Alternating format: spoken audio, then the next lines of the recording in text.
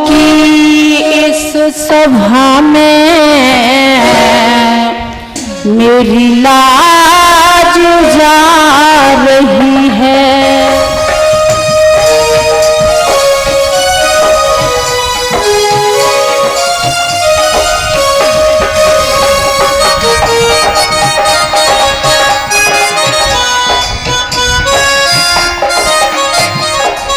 द्रौपदी कह रही है, आओ कन्हैया आओ, द्रौपदी बुला रही है। आओ कन्हैया आओ, द्रौपदी बुला रही है। दोस्तों की इस सभा में मेरी लाज जा रही है।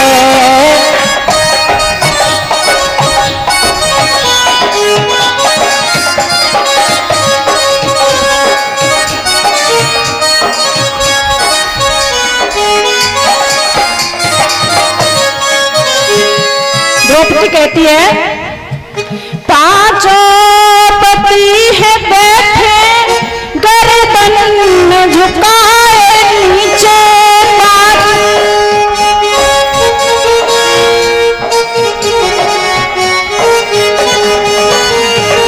देखिए भक्तों, जिस समय द्रौपदी की लाज को खींचा जा रहा था उस समय पांचों पांडव भी सभा में बैठे हुए थे। द्रौपदी ने कहा, भीष्म पितामह को समझा रही है कि जिस समय मेरी लाज को खींचा जा रहा था, या कृष्ण की महिमा को बता रही है। द्रौपदी कह रही है, पांचों पति है बैठे गर्दन झुकाए नीचे।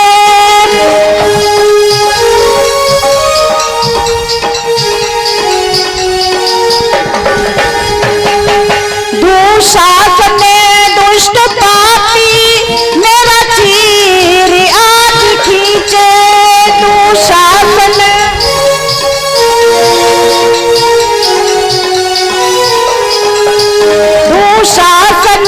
दुष्ट पापी मेरा चीर आज खींचे। और द्रौपदी कह रही है कृष्ण को, भैया ये तेरी बहना आंसू बहा रही है। भैया ये तेरी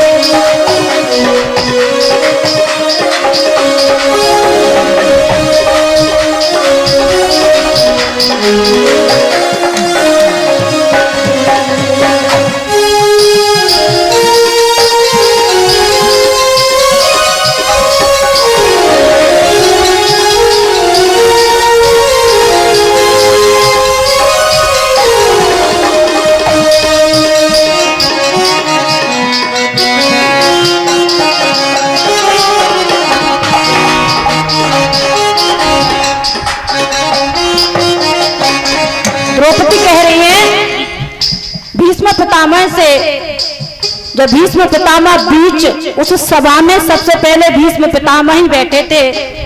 द्रौपदी ने सबसे पहले भीष्म पितामह से ही कहा था, कुछ तो कहो पितामह तुम क्यों न बोलते हो।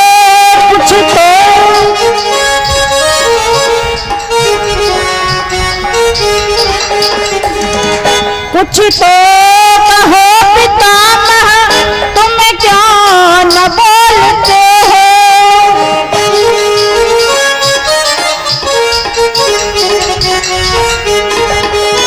कर ली है बंद आंखें इन्हें क्यों न खोलते हो।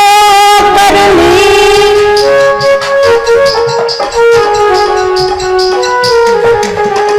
और कह रही है द्रौपदी, सब देख रहे हैं बैठे ना शर्म आ रही है।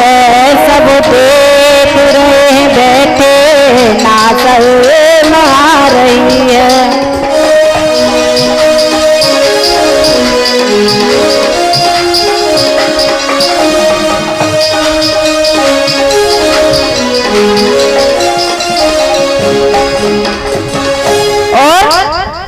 द्रौपदी ने कहा, सुनो भीष्म पितामह, मैंने उस समय संकल्प ले लिया था कि यदि मेरे तन से साड़ी उतर गई तो मैं अपनी गर्दन को काट दूंगी, मैं समाज में दिखाने लायक नहीं रहूंगी।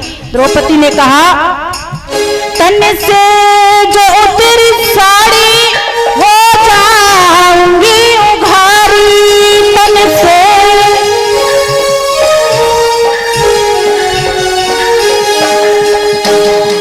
गर लाज लुट गई तो नर नार के कटारी, गर लाज लुट गई तो। द्रौपदी ने कहा, यदि तन से मेरी साड़ी उतर गई तो मैं समाज को मुख नहीं दिखाऊंगी और मैं अपनी गर्दन में कटारी मार करके मर जाऊंगी। द्रौपदी कह रही है, तन से जो तेरी साड़ी हो जाऊंगी उघारी, तन से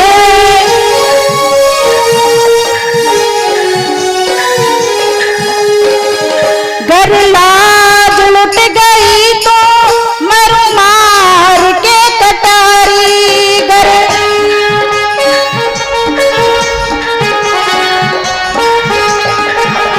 और तकदीर मेरी मुझको क्या दिल दिखा रही है, तकदीर मेरी मुझको क्या दिल दिखा रही।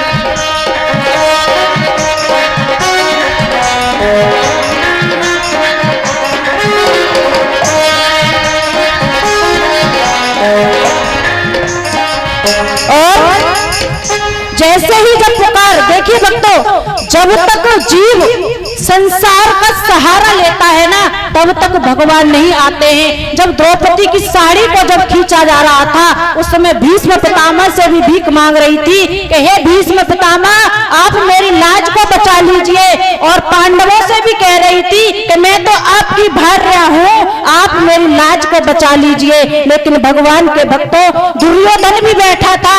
दुर्योधन ने क्या कहा था द्रौपदी से पता है? दुर्योधन कहने लगा द्रौपदी से, अरे द्रौपदी, तुझे कौन देख रहा है? अगर तू नग्न अवस्था में भी हो जाएगी, तुझे देख कौन रहा है? यह शब्द दुर्योधन ने क्यों कहा था द्रौपदी से? इसीलिए कहा था कि द्रौपदी ने कह दिया था कि अंधे के तो अंधे ही होते हैं। इसीलिए वो कह रहा था इस बात को लेकर के, अरे द्रौपदी, यदि तू नग्न हो भी जाएगी तो तुझे देख कौन रहा है? तब द्रौपदी ने कहा, अरे दुष्ट दुर्योधन, हाँ मैं जानती हूँ, मैंने कहा था कि अंधे के तो अंधे ही होते हैं। मैंने उस समय भी कहा था और आज भी कह रही हूँ कि अंधे के अंधे होते हैं। इस सभा में सब अंधे बैठे हैं, लेकिन सुन दुष्ट दुर्योधन, आज भी तुम अंधे हो, लेकिन ऊपर बैठा है मेरा कृष्ण, मेरा द्वारकाधीश, वो तो अंधा नहीं है, वो तो सब कुछ देख रहा है। द्रौपदी ने गुहार लगा दी। देखिए, जब द्रौपदी पुकार रही थी ना भगवान श्री कृष्ण को, सबसे आग्रह किया, सबसे विनती की कि मेरी लाज को बचा लो। लेकिन जब तक जीव संसार का सहारा लेता है, तब तक भगवान नहीं आते। द्रौपदी ने अपनी साड़ी का जो कोना है ना, इसको भी अपने दांतों से दबा लिया। आज भी हमारी जो बड़ी बूढ़ी होती है, जो कोना दबाती है ना, साड़ी का मुख में पल्ला दबा लेती हैं, ये द्रौपदी ही परंपरा है। आपने देखा होगा बड़ी बूढ़ी साड़ी का जो पल्ला दबा लेती है ना, ये द्रौपदी का ही परंपरा है। द्रौपदी ने अपने पल्लू को दांतों से दबा लिया। और जो द्रौपदी के जो केस थे, कुछ केस भी रक्षा कर रहे थे। ये भागवत हमको बताना चाहती है कि यदि लड़कियों को कभी केस नहीं कटवाने चाहिए, लेकिन आजकल विपरीत अवस्था है, नाखूनों को बढ़ाती हैं और केसों को कटवाती हैं। द्रौपदी के केसों ने भी रक्षा की थी। जब तक जीव, भगवान कहते हैं कि जब तक जीव संसार के आश्रय पर रहता है, तब तक मैं आकर के रक्षा नहीं करता हूँ। जब द्रौपदी ने पूरी दम लगा करके पुकारा, तब उनके मुख से ये साड़ी छूट गई। तब भगवान श्री कृष्ण ने आकर के द्रौपदी की रक्षा की। द्रौपदी कह रही है, अब लाखी तेरे सुनकर आए तुरंत मुरारी, अब लाखी तेरे सुनकर,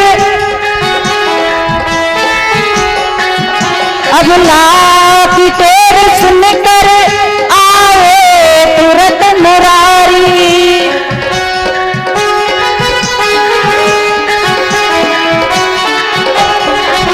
साड़ी में बन के साड़ी, साड़ी बड़ा दी सारी, साड़ी में बन के साड़ी, साड़ी बड़ा दी सारी।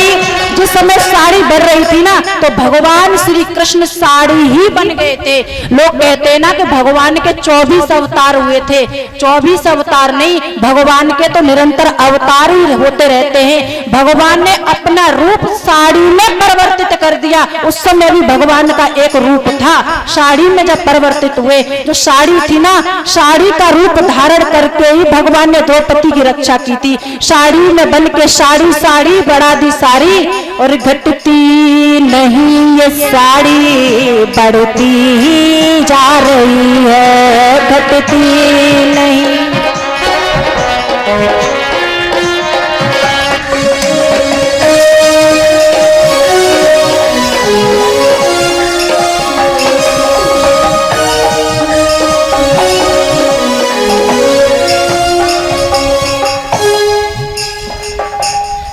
देखिए द्रौपदी कह रही है, जब भगवान श्री कृष्ण जब चीर को जब बढ़ाने लगे थे, तो बढ़ाते बढ़ाते कृष्ण ने जब रक्षा की थी, तो दुशासन जब खींच रहा था साड़ी को, तो ढेरों के ढेर वहां पर लग गए थे। दुर्योधन ने कहा, अरे दुष्ट दुशासन, अब द्रौपदी का कोई कुछ नहीं बिगाड़ सकता।